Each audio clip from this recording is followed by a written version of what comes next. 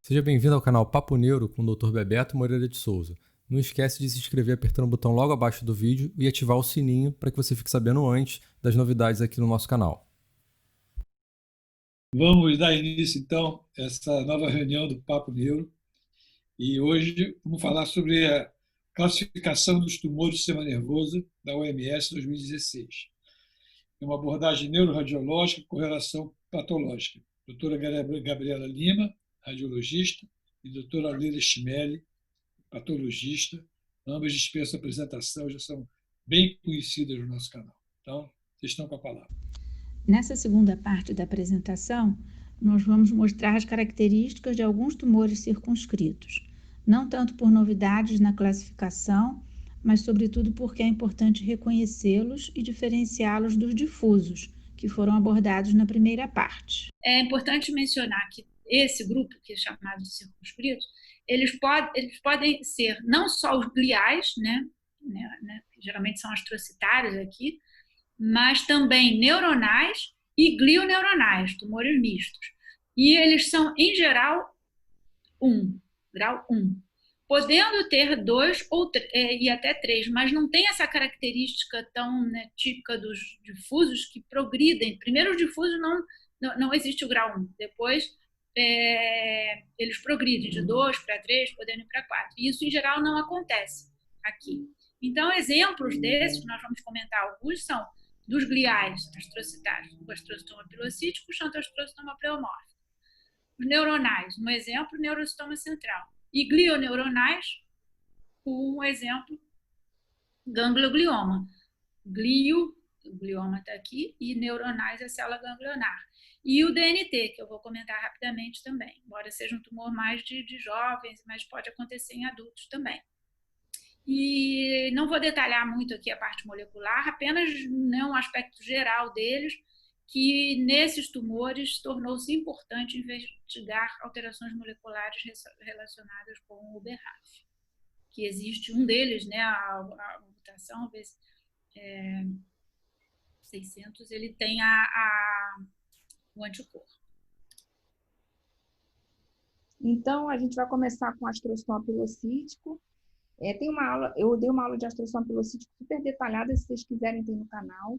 Mas 80% dos pacientes têm menos de 20 anos.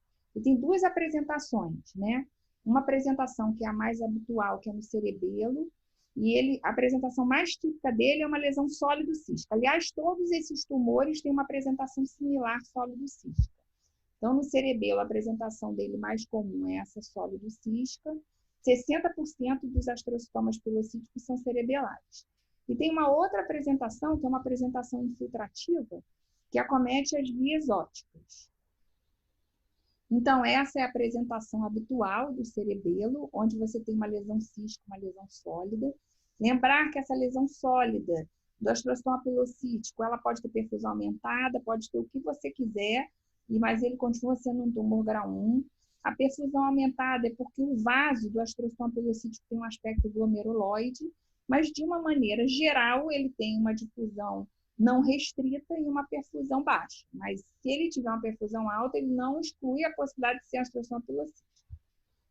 Então, aquela é a forma clássica do cerebelo e aqui a forma clássica das vias ópticas. Geralmente são lesões mais infiltrativas, realçam muito assim nas vias ópticas. Só as lesões do trato óptico para trás, que elas começam a ter uma apresentação similar à apresentação do cerebelo.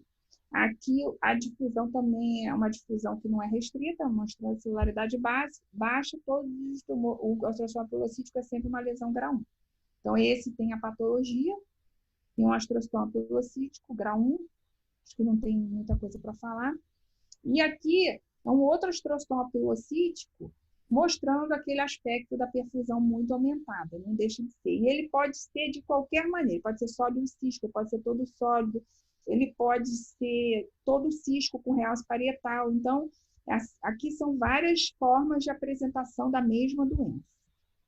Então, é o tumor primário, já falei, 80%, 60% cerebelo, é grau 1. Tem uma associação forte com a neurofibromatose tipo 1. Quase invariavelmente realce, isso é uma característica do astrocitoma. e 20% pode ter calcificação e hemorragia rara.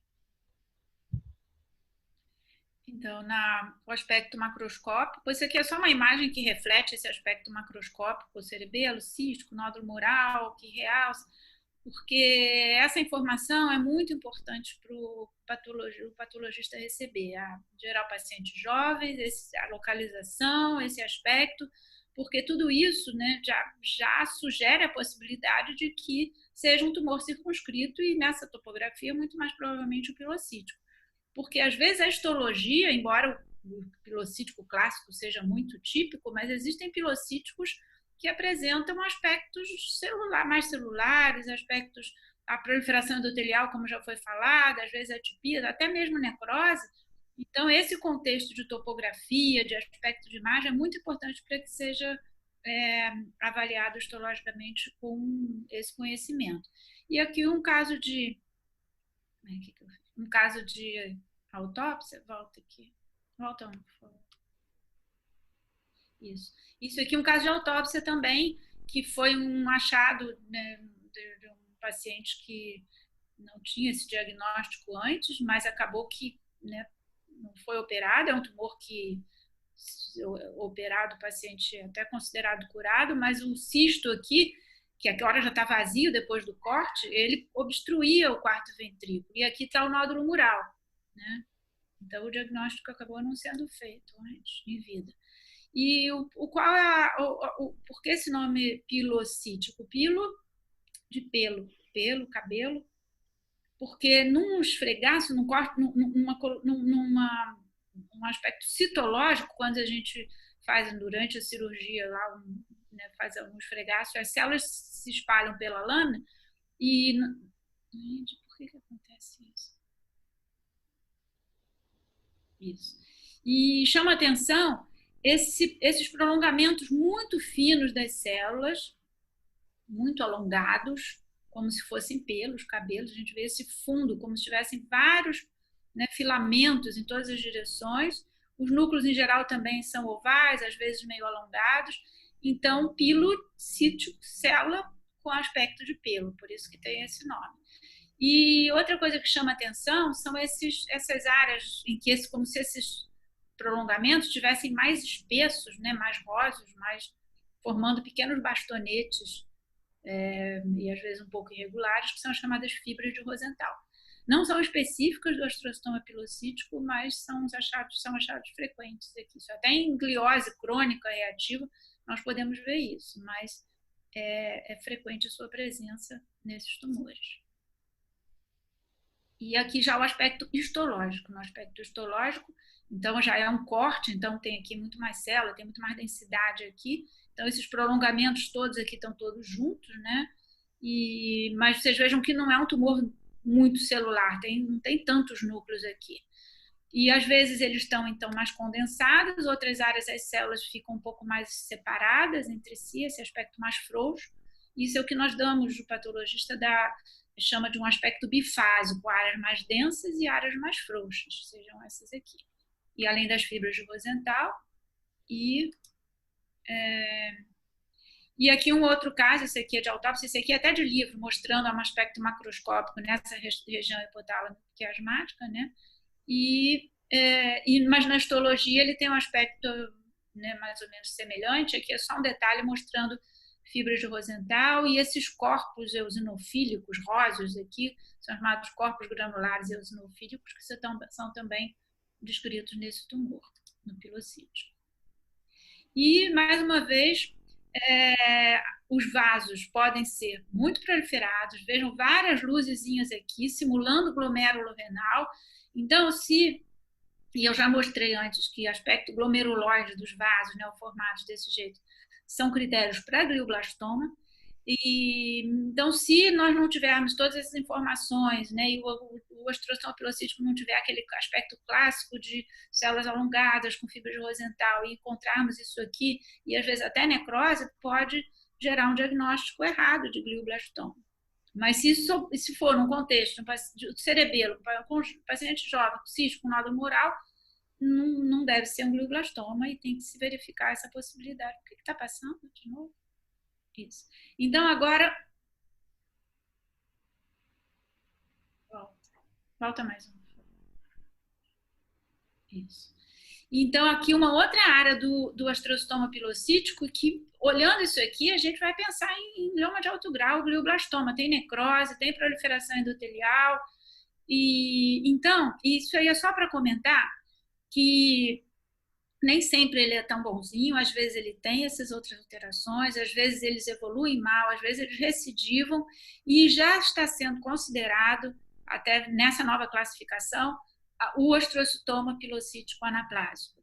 E uma das características, além do aspecto histológico, é que muitos deles têm, talvez 50% dos casos, podem ter a perda do ATRX também, como tem um astrocitoma difuso. Então, isso é só uma informação nova que deve aparecer, então, na próxima classificação. Agora, próximo. Aqui só um outro aspecto histológico, o pilocítico pilomixoide, que é um tumor que, além da... ele não vai ter aquelas áreas frouxas, densas, com frouxas, não tem fibra de Rosenthal, as células tendem a ficar em torno de vasos, e tem várias áreas que as células estão muito separadas e um fundo meio mixoide, mucoide. Então, esse é o aspecto pilomixoide, é mais comum até na região hipotálamo quiasmática. Eles, às vezes, têm um prognóstico pior, nem se graduou como grau 1, como o outro, e vamos ver como isso vai aparecer na próxima classificação. E é uma variante, né, doutora Leila, do astrocitoma. Então, esse eu não tinha uma lesão tão clássica assim para botar, esse é um caso de artigo. Então, como eu falei, essas lesões circunscritas, a maioria se apresenta de uma maneira similar, mas esse caso é uma lesão cística com nódulo mural grudado. Opa! Peraí, doutora Leila. Eu não estou mexendo, não. Cística com nódulo mural. Essa lesão é grudada na dura, assim, na maioria das vezes tem invasão leptomeníngea, não dural, mas leptomeníngea, mas pode estar grudado na dura também. E esse tumor é um xantoastrocitoma, essa é a característica clássica do xantoastrocitoma pleomórfico, de um xantoastrocitoma pleomórfico, grau 2. Isso, na histologia ele é chamado, tem esse nome, o xanto quer dizer gordura. Então, as células têm uma vacuolização, muitas delas têm uma vacuolização que corresponde a gotículas de gordura nas células. O pleomórfico, porque são essas células feias, parecem, né, muito malignas até, mas não, em geral não é, eles são em geral grau 2, e aqui uma outra. E ele apresenta também características vistas no ganglioglioma, vistas no pilocítico, que são esses glóbulos eosinofílicos, corpos granulares eosinofílicos, ou até mais globular mesmo. Então, esses tumores acabam sendo, né, com aspectos muito semelhantes, até do ponto de vista de imagem, ganglioglioma, xantoastrocitoma pleomórfico. Existem gangliogliomas que têm célula ganglionar também. Então, mas eu não vou entrar muito em detalhe nisso aqui, não. Vamos passar logo. Então, esse é um caso lá do Instituto, também de um xantoastrocitoma pleomórfico. É uma lesão um pouco mais infiltrativa, mas é uma lesão extensa. Peraí. Ela vem desde daqui de baixo até aqui em cima. Aqui em cima tem uma área mais heterogênea, com componente cístico. Tem um realce heterogêneo aqui embaixo e em cima. E tem um foquinho de calcificação ou hemosiderina. Na difusão, só aquela área de baixo restringe, indicando celularidade aumentada. E a perfusão tem uma perfusão um pouquinho aumentada, indicando neoangiogênese. E esse caso, ele tem patologia, um xantoastrocitoma pleomórfico anaplásico. E é isso, não tem nada na imunohistoquímica que sugere, doutora Leila, o xantoastrocitoma pleomórfico na imunohistoquímica. Não, aqui foram feitos marcadores diversos, né, como o mais importante é que ele é GFAP positivo, que ele é, né, positivo então para os astrócitos, mas como eu falei, eles podem ter algum componente também de neurônios. Aqui tem algumas células positivas para sinaptofisina, que indica um componente neuronal, e é bastante descrito, mais recentemente, foi descrito que o CD34 é um outro marcador que é positivo. Em geral, ele é positivo em vasos, mas quando ele é positivo ao redor das células neoplásicas, sugere o xantoastrostoma ou ganglioglioma, e nesse caso o KM67 bem alto, vejam, 40%, então ele é o grau 3. E não teve, aqui a gente não tem o marcador do BRAF ainda, mas eles em geral têm o V600E. Então, só para lembrar que é uma lesão rara, comete de 10 a 30 anos, 50% deles são no lobo temporal. Como é uma lesão muito cortical, eles se apresentam comumente como com crises convulsivas. Então, é uma lesão superficial que invade as leptomeninges. Ele é grau 2 e 20% tem transformação maligna. Isso na literatura. Mas aqui a gente acaba vendo mais uma lesão mais... Até o doutor Luiz Alberto até comentou comigo, que a gente vê mais grau 3 do que grau 2, não sei por que motivo. Aí esse é um outro caso, paciente jovem, 23 anos, um caso bonito lá do IEC, mostrando uma lesão que remodela o osso claramente, aqui a tomografia, olha, vendo o remodelamento ósseo com calcificação grosseira, uma lesão meio heterogênea, uma lesão que capta contraste. Então, paciente jovem com crise convulsiva, com lesão heterogênea que capta contraste e que tem calcificação. Aí resume bem o diagnóstico em duas entidades, né? Uma é um ganglioma e o outro é o DINET. O DINET tem uma aparência com um T2 que brilha muito. Essa é uma característica do DINET. Então, essa lesão mais heterogênea e sem um sinal muito alto no T2, a gente pensa mais no ganglioma. Então, a difusão não tinha grandes alterações, nem a perfusão. E essa era a patologia. Doutora Leila? Eu vou mostrar daqui a pouco a histologia dele, mas eles têm positividade para sinaptofisina, cromogranina, então seria um componente tanto ganglionar como astrocitário, que é o GFAP. E o KM7, 2,5%. Então, eles são, na sua grande maioria, uma lesão grau 1. Isso. Então, 50% deles captam, realça pós-contraste. Aquele que eu mostrei, realça pós-contraste. Esse aqui também é uma lesão mais cística, mas tem um componentezinho meio heterogêneozinho que não capta contraste, não tem difusão restrita, não capta contraste, não tem difusão restrita. E esse também era outro ganglioma. E esse é um outro caso também de uma lesão frontal, mas aí já é uma paciente mais velha, com uma lesão cística, com realcezinho na periferia, quase configurando um nódulo mural, né? Cístico com nódulo mural. A perfusão nessa área é uma perfusão mais aumentada e a difusão talvez seja um pouquinho também restrita. O ADC dela não era muito restrito, não, por isso que eu não botei, mas a perfusão nitidamente tem uma perfusão aumentada.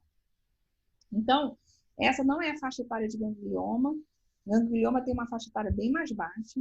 Então, eu até perguntei para a doutora Leila antes, será que quando a gente vê ganglioma num paciente mais idoso, esse ganglioma tem mais chance de ser um ganglioma grau 3? E é o caso, um ganglioma anaplásico, é um ganglioma grau 3. Então, dos gangliomas, o que a gente precisa saber? Acomete mais criança e adolescente, 70% no lobo temporal, crises convulsivas é a forma mais comum de apresentação, 50% realce, 50% tem apresentação cística com nódulo mural, e os outros 50% não.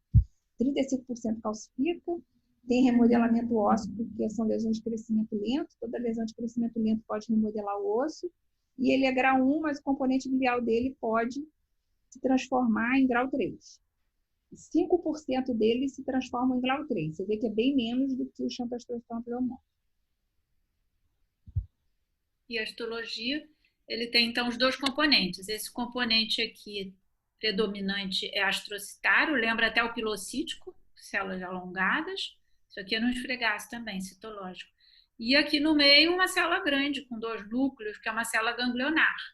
E aqui de novo, olha, no corte histológico, a célula ganglionar está aqui binucleada, 2 núcleos, quer dizer, isso não é neurônio incorporado aí na neoplasia, é neurônio neoplásico mesmo.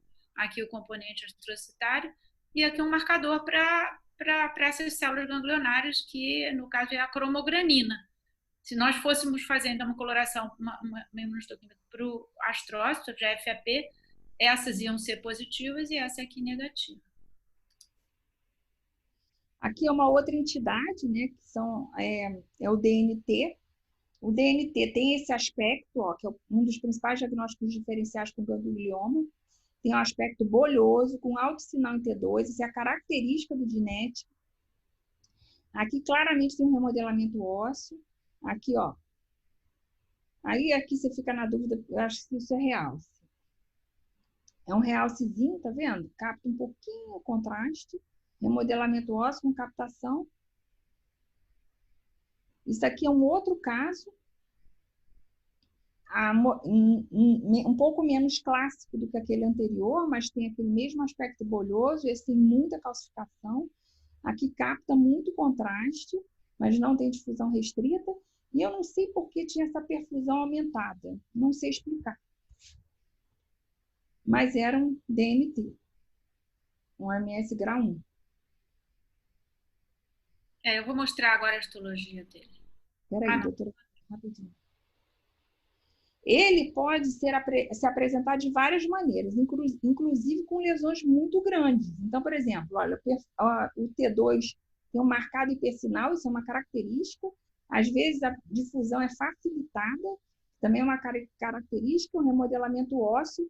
E esse hipersinal no flare, em volta da lesão, também é característico do DNT. E esse é um caso que a gente teve lá no IEC, que era exatamente assim, ó, esse hipersinal em volta, com um T2 muito alto, é o característico do DNET. E esse também tem o diagnóstico. Então, o DNT, criança e adolescente, 60% lobo temporal, também crise convulsiva, lesão cortical, isso é uma característica do DNT, importantíssimo, porque a gente faz diagnóstico diferencial com outras lesões. O aspecto é bolhoso, pode ter remodelamento ósseo. Esse halo de hipersinal sequência flare é uma característica dele, é um tumor grau 1. A calcificação relativamente frequente, 20 a 30% realce, e ocasionalmente pode ter foco de hemociderina. Então, aqui uma peça macroscópica mostrando, então, um tumor aqui que, né, espessa muito aqui o córtex. Às vezes até a substância branca fica, né, reflete essa alteração aqui na substância branca, ou ela tem tumor, mas ele é predominantemente cortical mesmo, e vocês vejam que aqui ele termina e a gente tem aqui um córtex e substância branca totalmente normais, né? E na histologia é a mesma coisa, a gente tem uma área aqui normal, toda essa área aqui é direita normal, e de repente apresenta-se diferente, como aqui, e uma celularidade variável, e com algumas características. Ele é bastante heterogêneo, existem várias formas histológicas, mas o mais clássico é esse aspecto aqui. É como se tivesse várias colunas aglomeradas de células gliais, que ele é um tumor glioneuronal, e aqui são os oligodendrócitos, os núcleos redondinhos, às vezes fazendo umas colunazinhas assim, e deixando os espaços vazios, que são preenchidos por como se fosse um líquidozinho, um material, né, liquefeito, que é esse material levemente basulfílico, meio arroxeado, e às vezes, boiando nesse líquido, né, nós encontramos neurônios, que são essesinhos aqui. Então, essa é uma característica, né, de floating neurons, que se chama em inglês, do DNT. Mas é preciso que essa neoplasia, esse aspecto histológico, esteja num contexto clínico e radiológico muito característico. Tanto é que a definição no livro de patologia, vocês vejam que é uma definição que é muito mais clínica radiológica do que propriamente patológico. O patológico está aqui, glioneuronal, benigna, geralmente supratentorial, de localização predominantemente cortical, ocorrente em adultos, crianças e adultos jovens, com uma longa história de crises convulsivas, parciais complexas, intratáveis, clinicamente curáveis cirurgicamente. E ele ocupa uma zona fronteira entre malformação e neoplasia, e é muito importante essa informação que esses sintomas, né, de crises convulsivas, em geral, aparecem antes dos 20 anos. É isso. Está acabando, gente, rapidinho. Então, esse daqui faz diagnóstico diferencial com DNT, aliás, faz diagnóstico diferencial com duas entidades. O DNT, só que o DNT a gente já falou que é cortical, e essa lesão são vários nódulozinhos agrupados subcorticais. E com um espaço perivascular de Vichy-Robin, que teria no flare um sinal igual do líquor. Então, não é cortical, é subcortical. Não tem sinal igual do líquor na sequência flare, não é Vichy-Robin. Então, é o tumor neuronal vacuolar e multinodular, que nesse artigo, até escrito pela turma de São Paulo, eles classificam essa lesão como uma lesão me deixa quieto, né? Faz um controle para ver se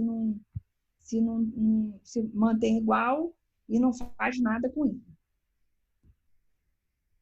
Então, esse tumor é um tumor raro, incomum, mas a Gabriela sugeriu que colocasse só porque a gente teve um caso, né? E que é bastante característico. Então, a gente também é um tumor circunscrito, aqui está uma área normal, de repente a gente acha uma área diferente aqui, cheia de pequenos vacúolos, que são todos esses espaços claros aqui, e dentro desses vacúolos, neurônios, grupinhos de neurônios. Então, isso é uma característica bastante importante desse tumor, ele é incomum. E aqui só uma definição que tem, né, dessas publicações novas que vão aparecer aí na nova classificação, mas então a definição seria um tumor neuroepitelial, né, composto de elementos neuronais